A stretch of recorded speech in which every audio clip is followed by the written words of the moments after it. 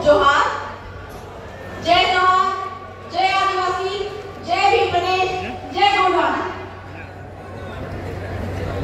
सबसे पहले मैं मुझे आमंत्रित करने के लिए जो आयोजन समिति है इसका बहुत बहुत धन्यवाद देना चाहूंगी।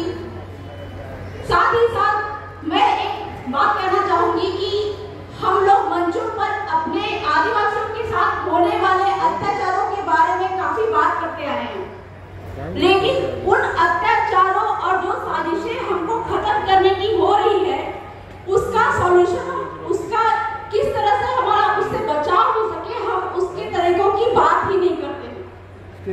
दूसरी बात है कि हम बोलते हैं जल जंगल जमीन हमारा है, ये नारा हम दिया करते हैं, लेकिन ये जल जंगल जमीन हमारा कैसे है इसके बारे में जब किसी से पूछा जाए तो वो मुंह बंद कर लेते हैं।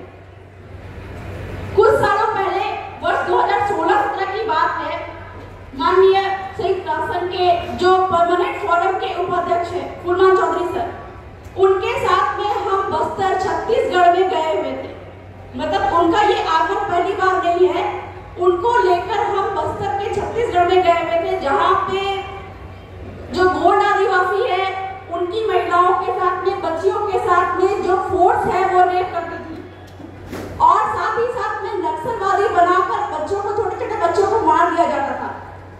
उन क्षेत्रों में मानव अधिकार का हनन जो हो रहा था, इस वजह से फूलमान चौधरी सर को लेकर हम बस्तर में गए थे, और वहां पर जो मानव अधिकार का हनन हो रहा था उस पर हम लोगों ने बात रखा, और ये रिजल्ट निकला कि आदिवासियों के जल जंगल जमीन और खनिज लूटने के लिए ये सारे साजिशें किए जाते हैं। तो इसमें बात हुई, वहां पे काम भी हुआ, और तब जाकर बस्तर छत्तीसगढ़ में आज के डेट में कहीं पे भी बलात्कार और जो नक्सलवादी बोलकर जो हमारे आदिवासियों को मारा जाता है वो आज नहीं हो रहा है।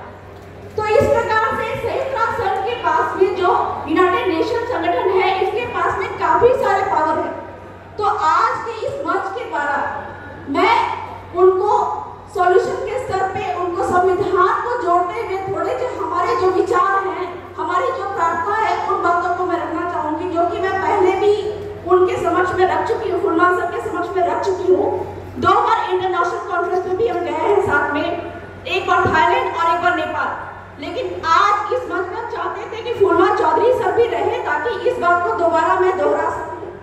पहली बात तो ये है कि संविधान में अनुच्छेद 13(5) में हमारे जो संविधान निर्माता थे जयपाल सिंह मुंडा दादा, उन्होंने कहा था कि संविधान में हमको आदिवासी शब्द से नवाजा जाए, हमको अनुसूचित जनजाति शब्द बिल्कुल पसंद नहीं है।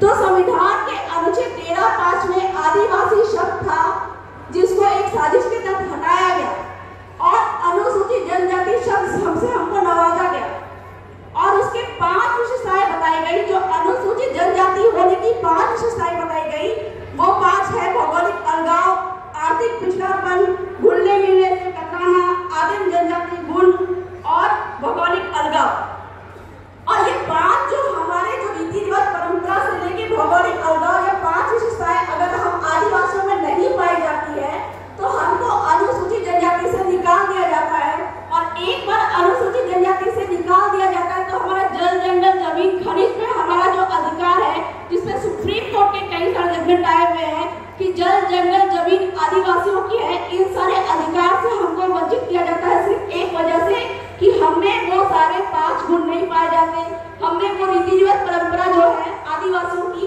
वो नहीं पाई जाती। तो इसलिए फूलमान सर से या फिर यूनाइटेड नेशन के जो रिप्रेजेंटेटिव यहाँ पे मौजूद है उनसे हमारा ये अनुरोध है कि भारत की सरकार को फोर्स करें, उनसे अनुरोध करें कि भारत के संविधान में आदिवासी शब्द को डलवाया जाए, ताकि हमारे हक अधिकारों की जो हनन हो रही है उससे हमको छुटकारा मिल पाए। दूसरी बात है जो बहुत महत्वपूर्ण मुद्दा है, पूरे देश भर में जहाँ भी आदिवासी रहते हो, चाहे वो 5वीं अनुसूची हो, चाहे वो 6ठी अनुसूची हो, 5th शेड्यूल 6th शेड्यूल के अलावा भी मणिपुर, नागालैंड जैसे कई जो क्षेत्र हैं वहाँ पे भी आदिवासी रहते हैं, लेकिन उनको विशेष अधिकार प्राप्त होते हुए भी उन अधिकारों का हनन किया जा रहा है। तो इसके प्रॉब्लम का सॉल्यूशन जो कि यूनाइटेड नेशन के पास में है और उससे रिलेटेड मिलता जुलता जो अधिकार है, भारत की सरकार जो है यूनाइटेड नेशन की बातों को इनकार करती है। क्यों इनकार करती है? क्योंकि भारत के संविधान में ऑलरेडी आदिवासियों को अधिकार प्राप्त है, इसलिए आप फोर्स नहीं कर सकते हमको कि ILO कन्वेंशन 169 को लागू करें। तो ये ILO कन्वेंशन 169 है क्या? ये ILO कन्वेंशन 169 असल में आदिवासियों के पास में जो स्वशासन का अधिकार है, जिसको अंग्रेजी में बोलते हैं सेल्फ डिटर्मिनेशन। अगर अलग शब्दों में कहा जाए तो अभुआ दिशु अभुआ राज, मेरे गांव में मेरा अधिकार।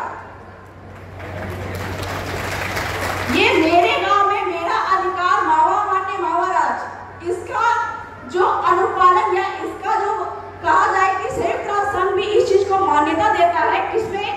ILO कन्वेंशन 169 में। लेकिन ये बहुत बड़ा साजिश है कि भारत की सरकार ने ILO कन्वेंशन 169 यानी कि आदिवासियों के गांव को पूरा अधिकार देने की बजाय उनको ILO कन्वेंशन 107 में बांध कर रख दिया।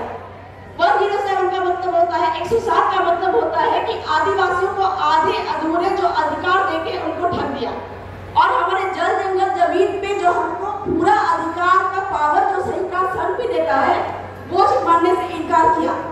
तो संयुक्त राष्ट्र संघ से हमारा ये अनुरोध है कि भारत की सरकार को बताए कि भारत के संविधान के अनुच्छेद 244(1) यानी कि 5वीं अनुसूची और 6वीं अनुसूची, और जो मणिपुर नागालैंड में जो एक आर्टिकल है 371 और 372, ये दोनों के तहत आदिवासियों को संविधान में पूर्ण स्वशासन का यानी कि मेरा गांव मेरा अधिकार यानी कि मेरे देश में मेरा राज, मेरे गांव में मेरा राज का पूर्ण अधिकार प्राप्त है। जल जंगल जमीन और खनिज पे पूर्ण अधिकार प्राप्त है। तो इस प्रकार से रिप्रेजेंटेटिव यहाँ पे मौजूद है, इनसे मैं अनुरोध करूंगी कि प्रॉब्लम आदिवासियों के प्रॉब्लम के समय जो आदिवासियों के गांव में उनका राज वाला जो स्वशासन व्यवस्था है यानी कि ILO कन्वेंशन 169 है, इसको लागू करने के लिए भारत की सरकार को बाध्य करें, उनसे अनुरोध करें, ताकि हम आदिवासी जो रोज के रोज अपने ही घर पे बेघर होते जा रहे हैं, उससे हमको छुटकारा मिल सके। तो बहुत ज्यादा तो मैं नहीं बोलूंगी, जितने भी अधिकार है हमारे गांव को मिल रही है, और अगर हम अपने गांव का सशक्तिकरण कर देते हैं तो किसी के सामने में भी, किसी भी सरकारों के सामने में हमको हाथ फैलाने की जरूरत नहीं पड़ेगी। तो अपना विकास, अपने गांव का विकास, अपना विकास हम खुद कर सकते हैं। चलिए मैं बहुत ज्यादा नहीं बोलूंगी, इतना ही कहकर मैं अपनी बातों को विराम देती हूँ। धन्यवाद। जोहार।